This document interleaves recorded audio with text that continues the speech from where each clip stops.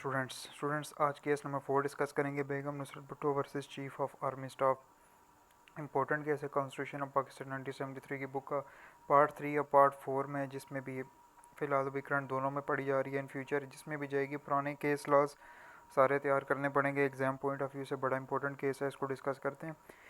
तो इस पे जितने केस लॉज हैं तो मैंने शॉर्ट वीडियोस भी प्रोवाइड किए हैं, लेकिन शॉर्ट वीडियोस आपने इतनी इस हद तक रखनी है कि उसमें देखेंगे आप, मैंने हेडिंग्स किस तरह दी हैं और आंसर शीट पे किस तरीके से मैंने सॉल्व किया हुआ है। याद आपने स्लाइड से करना है और उसके बाद जब मैं प्रॉपर नोट्स प्रोवाइड करता हूँ तो याद आपने वहाँ से करना है। मेरी स्लाइड्स ही मेरे नोट्स होते हैं जो मैं बाद में अरेंज करके मैं आपको अपलोड कर देता हूँ।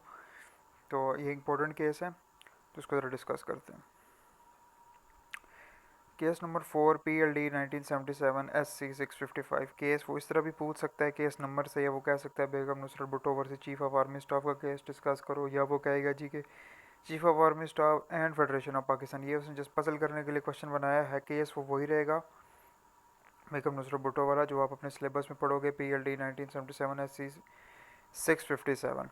बाकी तीनों केसेस के भी मैं डिस्क्रिप्शन में लिंक दे दूंगा, उस पर भी जाके गो थ्रू करना कि एग्जाम में 20 नंबर के क्वेश्चन में आपने क्या क्या इंपॉर्टेंट चीज़ें रेज़ करनी है, इंपॉर्टेंट पॉइंट्स रेज़ करने हैं, और वो क्वेश्चन अटैम्प्ट हो जाएगा इजीली। तो केस नंबर भी पता हो और उसमें पार्टीज भी दोनों पता होनी चाहिए, क्योंकि क्वेश्चन देने वाला किसी भी तरीके से क्वेश्चन आपको दे सकता है।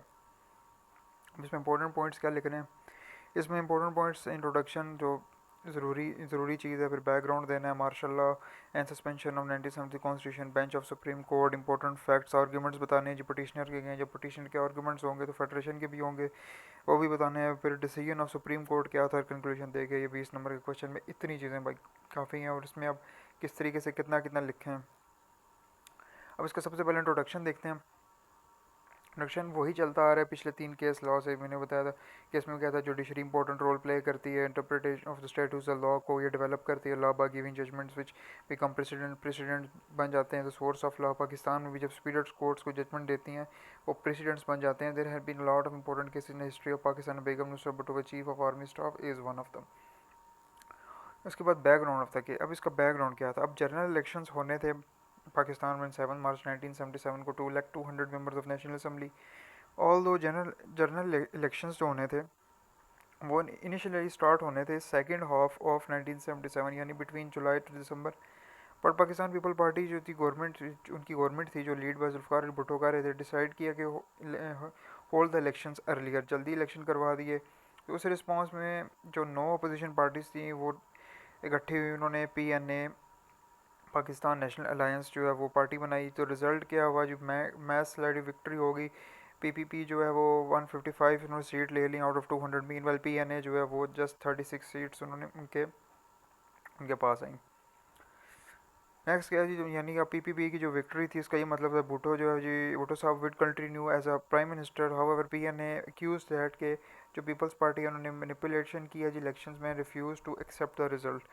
फिर ये this that resulted in mass demonstration and violent and anti Bhutto protest शुरू हो गए। After the whole situation led to the third military intervention in the earlier hours of 5 जुलाई 1977 को जनरल ज़िया-उल हक ने डिसमिस कर दी गवर्नमेंट थ्रू मिलिट्री को और इम्पोज कर दिया मार्शल लॉ। ये इसका लिखना है बैकग्राउंड। उसके बाद martial law suspension of the constitution. जब मार्च 1970 कॉन्स्टिट्यूशन टेम्परेरी सस्पेंड कर दिया गया और इसके फंडामेंटल राइट्स भी सस्पेंड कर दिए गए। On the same day law continuous force order भी जारी कर दिया गया, और मिस्टर जुल्फ़िकार भुट्टो और उसके 10 अंदर जो लीडर्स है PPP के वो भी अरेस्ट कर लिए गए इन अर्लियर आवर्स ऑफ 17 सितंबर 1977 under martial law regulation number 18। ठीक है। उसके बाद बेंच ऑफ सुप्रीम कोर्ट लिखना। अब जो सुप्रीम कोर्ट ने 9 जजेस पे सॉरी मुश्तमिल थी, उन सब के अपने नाम भी आने चाहिए, यानी चीफ जस्टिस जो है उनका उसका नाम तो आपने बिल्कुल गलत नहीं लिखना। तो चीफ जस्टिस अनवारुल हक और जस्टिस वहीदुद्दीन और सारे जस्टिस। अब इस तरह भी आपको नाम पता होने चाहिए, आप लिखोगे क्योंकि क्लास पढ़ी होगी है, कम्पटिटिव एग्जाम से लॉ के एग्ज़ाम है, तो ये आपको सारे पता होने चाहिए। लेकिन फिर भी अगर कुछ भूल जाते हो आप, तो आप यूँ भी लिख सकते हो कि bench of Supreme court consist of 9 जजेस इंक्लूडिंग चीफ जस्टिस अनवारुल हक थे, जस्टिस वहीदुद्दीन थे, और जो आपको नाम पता होंगे, और रिमेनिंग अदर जजेस। तो अब छोड़ के तो नहीं ना आ सकते पेपर में, इस चीज़ में पजल नहीं होना। अगर सारे नाम नहीं पता या भूल गए हो तो इस तरीके से भी आप लिख के इसको अटैम्प्ट करके आना, छोड़ के नहीं आना। फिर important fact of the case इसमें क्या है जी, बेगम नसरुल भुट्टो ने फाइल किया केस और प्ली ऑफ बेगम नसरुल भुट्टो। अब जो पहले जो उन्होंने केस फाइल किया, बेगम नसरुल भुट्टो कौन थी? वाइफ ऑफ जुल्फ़िकार अली भुट्टो थी। उन्होंने सुप्रीम कोर्ट में अंदर आर्टिकल 184(3) के तहत against chief of army staff के खिलाफ फाइल में पटिशन दायर की। अब उसमें प्ली उन्होंने ली, उन्होंने दो चीज़ों को चैलेंज किया। एक तो कहते chief of army staff has no authority under 1973 constitution to impose martial law or to announce they publish the law continuous forward order 1977 and the detention of the Zulfikar Ali Bhutto और 10 other PPP के leaders हैं वो जो सितंबर 17 1977 को under martial law regulation number 12 के तहत detention में लिए गए। ये वायलेशन है जी फंडामेंटल राइट्स की और आल्सो इलीगल है। अब आर्गूमेंट्स बाय द पटिशनर, अब जो इनके पटिशनर के आर्गूमेंट्स थे वो एडवोकेट बाय याया बख्तियार ने ऑन बिहाफ ऑफ पटिशनर दिया। लेकिन आप अगर ये स्टेटमेंट भी भूल जाते हैं तो आप ये भी लिख सकते हैं the following remarkable arguments given by the petitioner. कि सुप्रीम कोर्ट को जो आसमा जलानी वाला केस था जी, वो हेल्ड दैट के martial law never superior to constitution था। और आसमा जलानी का केस जो भी पीछे तीसरा केस हमने डिस्कस किया, और उसमें यह कहा है कि अभी आसमा जलानी का केस में जो याहिया खान साहब ने जो एक्शंस लिए थे वो सुप्रीम कोर्ट ने इलीगल करार दिए गए थे और मार्शल लॉ इनवैलिड और अनलॉफुल करार दिया गया था। सो चीफ ऑफ आर्मी स्टाफ के पास कोई अथॉरिटी नहीं है जी वो मार्शल लॉ इम्पोज करे। और आर्टिकल 6 के तहत जो 73 को है वो सुप्रीम लीगल इंस्ट्रूमेंट है। और जो डिटेंशन थी जो की गई थी ऑफ द वायलेशन है जी फंडामेंटल राइट्स की, इसमें आर्टिकल 9, 10, 17 और 25 की of the constitution of Pakistan 1973 के।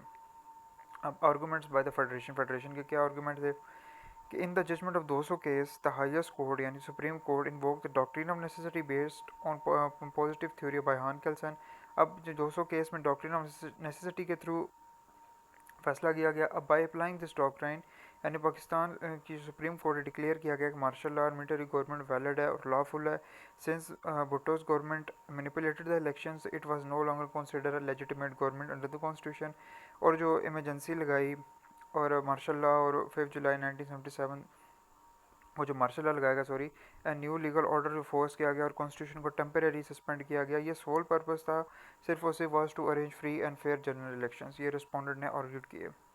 अब सुप्रीम कोर्ट का क्या डिसीजन था? ये दोनों पार्टीज को सुनने के बाद सुप्रीम कोर्ट ने फैसला दिया। सुप्रीम कोर्ट ने डिसमिस कर दी writ petition collectively by saying that कि जो जजमेंट ऑफ आसमा जलानी का केस है वो केस की है वो इस पे अप्लाई नहीं हो सकती क्योंकि जो फैक्ट्स हैं जिस केस के वो बिल्कुल डिफरेंट है आसमा जलानी के केस के। The highest court of Pakistan conferred it is judgement that the steps taken by general Ziaul Haq वो एक्स्ट्रा कॉन्स्टिट्यूशन, जो स्टेप उन्होंने उठाए वो एक्स्ट्रा कॉन्स्टिट्यूशन है बट